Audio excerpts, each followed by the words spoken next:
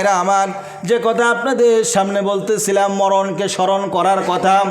আল্লাহ তাআলা হযরত ইব্রাহিম আলাইহিস সালামকে, আপনাদের সেই ঘটনা মনে আছে না ভুলে গেছেন? কি গো, হযরত ইব্রাহিম আলাইহিস সালামের কথা আপনাদের সামনে বলছিলাম যে আল্লাহ তাআলা ইব্রাহিম নবীকে বললেন, চারখানা পাখিকে আপনি ধরুন। চারখানা পাখিকে আল্লাহ তাআলা নির্দেশে হযরত ইব্রাহিম ধরলেন। ধরার পরে ইব্রাহিম আলাইহিস সালাম করলেন কি, সেই পাখিগুলিকে তিনি লালন পালন শুরু করে দিলেন। এবার লালন পালন শুরু করার পরে হযরত ইব্রাহিম আলাইহিস সালাম করলেন কি, ওই পাখিগুলিকে তিনি জবাহ করলেন। জবাহ করার পরে সেই সমস্ত পাখিগুলির হাড্ডি মাংস গোস্ত সব একত্রিত করা হলো। একত্রিত করার পরে এবার সেই সমস্ত হাড্ডি মাংস তার কল্লাগুলি সব এক জায়গায় করার পরে তাকে চার ভাগে বিভক্ত করা হলো। চার ভাগে বিভক্ত করার পরে এবার ওই চার ভাগ কে চারটা পাহাড়ের উপরে রেখে আসা হলো। এবার আল্লাহ বললেন, ইব্রাহিম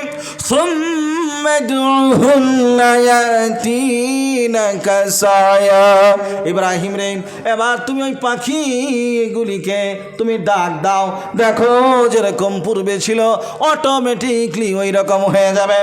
আকাশের উপরে হযরত ইব্রাহিম আলাইহিস সালাম দেখতেছেন ওই পাখিগুলি অটোমেটিক আপন আপন জায়গায় তার পায়ের জায়গায় পা লেগে যাচ্ছে, আপনার পাখনার জায়গায় পাখনা লেগে যাচ্ছে, মাথার জায়গায় মাথাগুলি লেগে যাচ্ছে।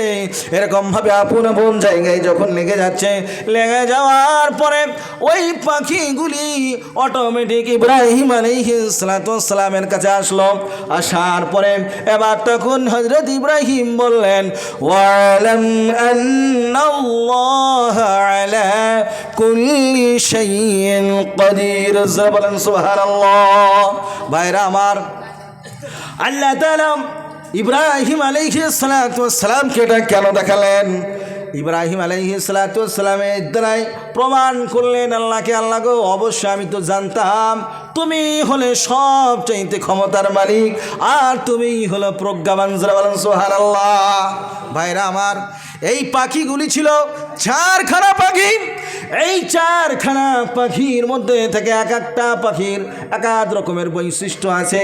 তাফসীরে ইবনে কাসিরের মধ্যে পাখিগুলির বর্ণনা আছে, তাফসীরে মাজারির মধ্যে বর্ণনা আছে, তাফসীরে মাআরিফুল কোরআনের মধ্যে বর্ণনা রয়েছে।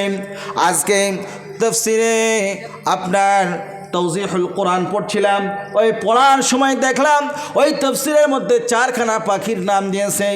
একখানা পাখির নাম হলো ময়ূর, 2 নম্বরের পাখির নাম হলো মুরগি, আর 3 নম্বরের পাখির নাম হলো কাক, আর 4র্থ নম্বরের পাখিগুলি হলো আপনার হলো কবুতর। আচ্ছা বলেন, এই প্রাণীগুলি খুব মানুষের নিকটে থাকে, মানুষের খুব তাড়াতাড়ি পোষ মানে। এই পাখিগুলির এক একটা এক এক রকমের বৈশিষ্ট্য রয়েছে। আল্লাহ তাআলা কোনো রকমের কথা এমনি এমনি বলেন না। আল্লাহ যে কথাগুলি বলেন, প্রত্যেকটা কথার মধ্যে আল্লাহ তাআলা সায়েন্টিস্ট লিখেছেন, প্রত্যেকটা কথার মধ্যে আল্লাহ তাআলা বিজ্ঞান লিখেছেন, প্রত্যেকটা কথার মধ্যে আল্লাহ তাআলা যুক্তি রেখেছেন। বলেন সুবহানাল্লাহ। ভাইরা আমার, আল্লামা কামালউদ্দিন দিনবী রহমতুল্লাহ আলাইহি তিনি একটা কিতাব লিখেছেন, যে কিতাবটার নাম হলো হায়াতুল হায়াওয়ান। এই হায়াতুল হায়াওয়ানের মধ্যে উনি বর্ণনা করছেন, ওই কিতাবের মধ্যে তিনি লিখতেছেন কাকের বৈচিত্র্য এবং কাকের বৈশিষ্ট্য আর মানুষের বৈচিত্র্য এবং বৈশিষ্ট্যর মধ্যে একটা সামঞ্জস্য আছে। আপনারা বলবেন, হুজুর কিরকম ধরনের বৈশিষ্ট্য? সেটা হলো মানুষের মধ্যে যেরকম লোভ লালসা বিরাজ করে, ঠিক কাকের মধ্যে ওই রকম বিরাজ করে। যেরকমভাবে কাক দেখবেন সারাদিন ছুটাছুটি করে, মানুষও দেখবেন সারাদিন ছুটাছুটি করে। মানুষ দেখবেন আপনার সারাদিন ইনকাম করার পরে রাতের বেলাও যখন হয়ে যায়, তারপরেও কিন্তু ইনকামের পেছন ছাড়ে না। দেখবেন ঠিক কাক ওই রকম রাত্রি হয়ে যাওয়ার পরেও সেও কিন্তু দুনিয়া তালাশ করতে ছাড়ে না। এরকম ভাবে আল্লাহ তাআলা ইব্রাহিম আলাইহিস সালামকে বোঝালেন যে আমি যে পাখিটা আমি দিলাম, ওই পাখিগুলির মধ্যে যে সমস্ত পাখিগুলি আমি দিলাম, ওই সমস্ত পাখির মধ্যে আমি আল্লাহ তাআলা এক এক ধরনের এক একটা বৈশিষ্ট্য দিয়েছি। আল্লাহ তাআলা তাই বলেন, কাকের বৈশিষ্ট্য আর মানুষের বৈশিষ্ট্য এক। কথা ঠিক না ঠিক? আচ্ছা দেখবেন, কাক ফজরের সময় যখন আমরা নামাজ পড়তে উঠি, উঠার পরে দেখবেন মানুষ না উঠতে নাই তো কাক উঠে বসে আছে আর কা কা শুরু করে দিচ্ছে, মানে ও বলছে আমার মালের দরকার মাল দাও। ঠিক না বেঠিক? কি গো, ঠিক না বেঠিক? ও দেখবেন একবারে ফজরের আগে উঠে বসে থাকে। আর মেয়ে ছেলেরা যেমনি দেখবেন একবার গোস্ত কুটলে এক টুকরা হয়তো এমনি করে ফেলে দিল, আবার 4-5টা কাক এসে একবার কাকা শুরু করে দিল। কথা ঠিক না বেঠিক? তো ওই কাক ওই যে ফজরের পর থেকে ও শুরু করে ওর কাজ, সন্ধ্যা হয়ে যাবে দেখবেন যখন আমাদের রমজান মাস আসে, ওই রমজান মাস আসার সময় দেখা যায় যে মেয়ে ছেলেরা বাড়ির যখন খাবার দাবার রান্না বাড়া করে তখনও কাকা করে। আবার যখন বাড়ির লোক যখন আসে, আসার পরে বাড়ির লোকজন দেখে যে ওখানেও কাক কা কা করে। তো এই কাকা আপনার সন্ধ্যা পর্যন্ত চলতেই থাকে। তো তার ব্যাপারটা কীরকম, তার সিস্টেমটা কীরকম একটু শোনেন। দেখেন, কাক সকালবেলায় এক টুকরা হয়তো মা বোনের একটু মাছের টুকরা ফেলে দিল, সেটা নিয়ে চলে গেল। আবার হয়তো একটু বেলা হলো তখন আবার মা বোনেরা ফেললো, তখন হয়তো চলে গেলো। আবার হয়তো কোনো কসাই ভাই দেখলেন যে গোশত জবাই করেছে, আপনার কোনো গরু জবাই করেছে কিংবা অন্য কোনো পশু জবাই করেছে, করার পরে দেখা যাবে সেখান থেকে হাড় হুড্ডি যেটা পায় সেটা নিয়ে ছুটে। আর ও করে কি দেখবেন যে সমস্ত আপনাদের দেশে মাটির বাড়ি আছে, মাটির ফোকরা আছে, আপনারা কি বলেন, ফোকরা বলেন না কি বলেন, তা ফাটল বলেন। ওই ফাটলের মধ্যে দেখবেন কখনো হাড় আছে, কখনো মাছের কাঁটা আছে। যখন ঘর বাড়ি বাঁধবেন তখন দেখবেন যে ওর মধ্যে ওই সমস্ত মালগুলো আছে। আর আপনারা বলবেন এর মধ্যে এই মাল আসলো কী করে? আসলে ওই মাল আপনি থননি, আমি থুইনি, ওই মাল রেখেছে ওই কাকে। ও কাক মনে করে এখন আর খাবো না, পরে খাবো। আবার নিয়ে যাই আবাদ হয়, এখন খাবো না পরে খাবো, এখন খাবো না পরে খাবো, এই করতে করতে সন্ধ্যে পর্যন্ত সময় চলে যায়, খাওয়ার কিন্তু আর সময় হয় না। দেখবেন গরিব মানুষ যারা, তারা সারাদিন খাটাখাটনি করে, রাতের বেলায় মগরিবের পর খাওয়া দাওয়া করে, ক্লান্ত শরীর খাওয়া দাওয়া করে ঈশার নামাজ যারা পড়ার তারা পড়ে, অমনি সঙ্গে সঙ্গে ঘুমে যায়। আবার ভোরবেলায় হয়, ফজরের আজান হয়, তখন উঠে পড়ে আবার কাজে চলে যায়। এদের কোনো চিন্তা ভাবনা থাকে না। ঠিক ওই কাকের মতন বড় লোক মানুষ যারা, সবাই না, ভালো মানুষও আছে, সবাইকে খারাপ বলা যাবে না। আল্লাহ তাআলা পৃথিবী সৃষ্টি করেছেন ভালো এবং মন্দ সব কিছু দিয়েই সৃষ্টি করেছেন। তো দেখবেন তখনও দেখা যায় যে কিছু মানুষ আছে সারা দিন ইনকাম করছে, রাতের বেলায় ইনকাম করছে, আবার রাত্রেবেলায় শুয়ে চিন্তা করছে অমুক টাকাটা কোন জায়গায় লাগাবো, অমুক টাকাটা কোন জায়গায় প্রয়োজন। মানে রাতের বেলা আবার চিন্তা করছে যে ব্যবসা তো 4টে হলো, আর 4টে কবে হবে। এরকম মানুষ আছে না নাই? আবার কিছু কিছু মানুষ এরকমও আছে, ও আবার নমাজের মধ্যে যেয়ে আপনার দোকানের হিসাব করে। এরকম মানুষ আছে না নাই? দেখবেন যত রকমের শয়তানি চিন্তা সব নমাজের মধ্যে। ঠিক না ঠিক? মানে নমাজেও আমাদেরকে শয়তান ছাড়ছে না। ইন্না শাইতান আলিল ইনসানি আদুউম মুবিন, নিশ্চয় শয়তান হলো মানুষের প্রকাশ্য, আরে জোরে বলেন না, দুশ্মন। তাহলে আমরা সেই দুশ্মনের মুরিদ হব, বায়াত হব, না আমরা আল্লাহ এবং তার রসুলের অনুগামী হব? কোনটা হব জোরে বলেন? আল্লাহ এবং তার রসুলের অনুগামী হব ইনশাআল্লাহ, জোরে বলেন। তো ভাইয়েরা আমার, তো মানুষ দেখবেন ওই নমাজের মধ্যে যেও দোকানের হিসাব। তো একটা কাহাওয়াত আছে, একটা প্রচলন কথা আছে যে এক লোক প্রত্যেক দিন নামাজ পড়তে যায়, আর ওই নমাজে 4 রাকাত নামাজ পড়ে জোহরের, আর 4 রাকাত নামাজে 4টা দোকানের হিসাব করে। কয়টা? 2টা। তো একদিন ইমাম সাহেব হঠাৎ ভুল করেছে। তো হঠাৎ যখন ভুল করেছে, ভুল করার পরে তখন ও বলছে যে নামাজ হইল না। তখন অন্য মুসলিম বলে, এই তুই কী বুঝিস, তুই জানিস করাকাত নামাজ হইল না হইলো? বলে আমি জানি না, তো তুই জানিস? তখন বলছে তো তুই কী করে বুঝলি বল। তখন বলছে আমি প্রত্যেক দিন 4 রাকাত নামাজে 4টি দোকানের হিসাব করে, আজকে 3টে হয়েছে, আরেকটা হয়নি। যে মানে কি নামাজের মধ্যে আছে না দুনিয়ার মধ্যে আছে? তো আমরা তো ভাই এরকম নামাজি হয়েছি, এইরকম নামাজ হলে হবে না। তো এই জন্য আমাদেরকে ভালো নামাজি হতে হবে, নেক সালেহ পরেজগার মুত্তাকি হতে হবে। আপনাকে আমাকে সকলকেই এই দুনিয়া ছেড়ে চলে যেতে হবে। দুনিয়ার সম্পদ দুনিয়াতেই থাকবে, একমাত্র আপনার আমার আমলখানায় আপনার আমার সঙ্গে যাবে। বলছে কি বলছে, পরকিয়া বা জিনা শাস্তি কি হবে?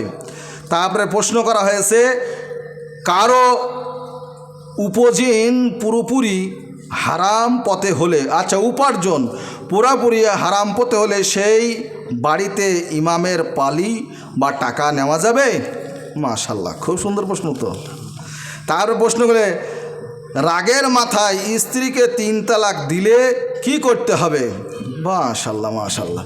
যাক, এইসব প্রশ্নগুলো খুব ভালো প্রশ্ন। আমাদের বড় ভাই মৌলানা মুমতাজ আলম সাহেব কাসেমি উনি আসবেন, খুব সুন্দর করে চমৎকার করে উত্তর দেবেন। আমার বড় ভাইকে জিজ্ঞাসা করবেন, আর তা না হলে বড় মুফতি সাহেবকে একটা লিখিত কাগজ দিবেন, দিয়ে উত্তর নেবেন, সব থেকে ভালো। নাহলে আজকে আমি বক্তব্য করে যাবো, কাল সকালবেলায় বলবেন যে মৌলভী সাহেব এমন উত্তর দিল, সেই উত্তরটা ঠিক হলো না।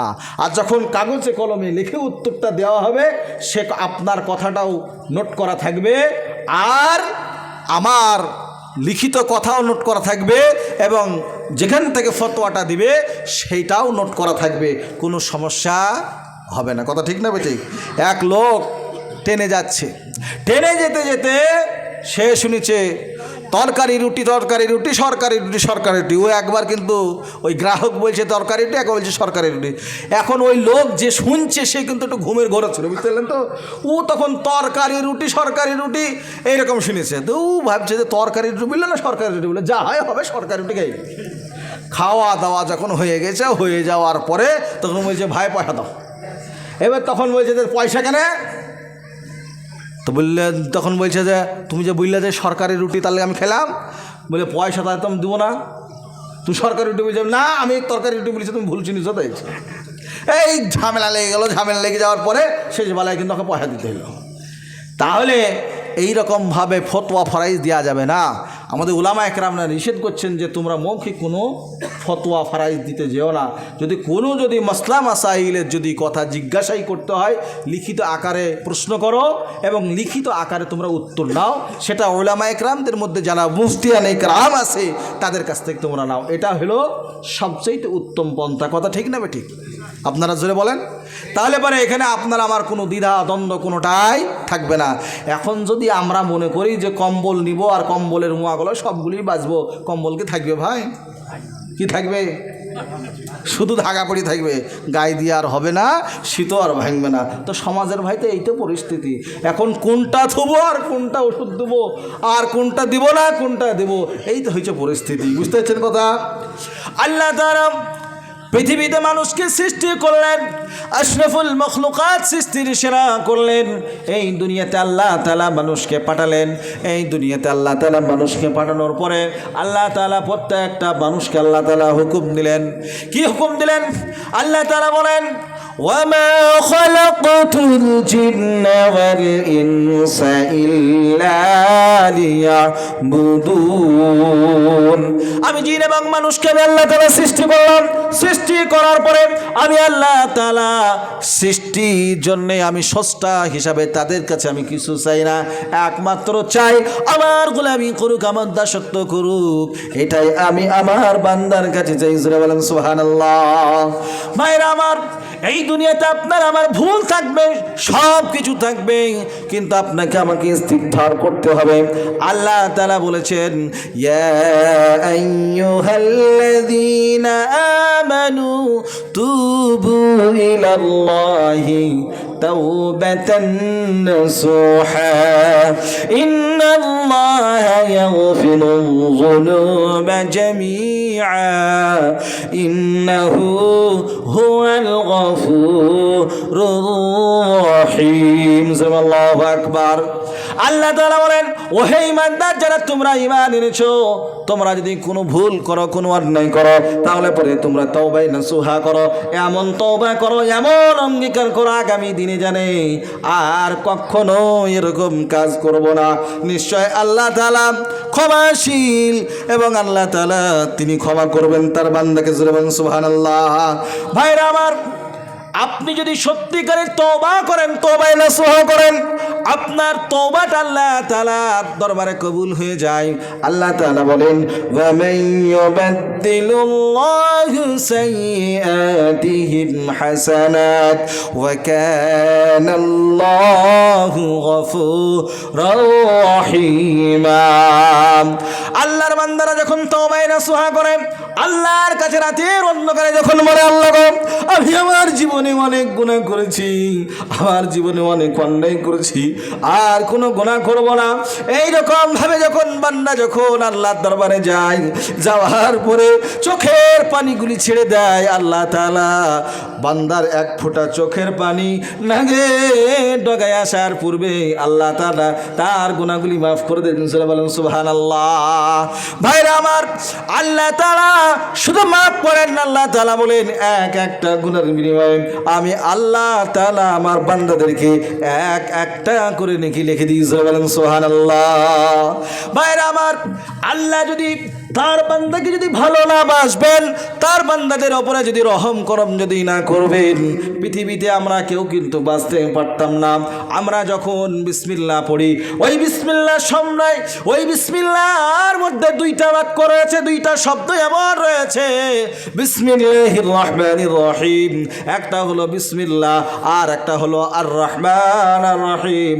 বিসমিল্লাহ একটা বাক্য, আর রহমান এবং রহিম মৌসুফ এবং সিফাত, বা এইটাকে আপনাকে দুইটাকেই সিফাত, সিফাত আউয়াল এবং সিফাতে সানি যদি ধরা হয়, একটা সিফাত হলো সিফাতে আউয়াল, এই সিফাত যেটা রয়েছে এটা রহমান নামক যে সিফাতটা আল্লাহ পাকের রয়েছে,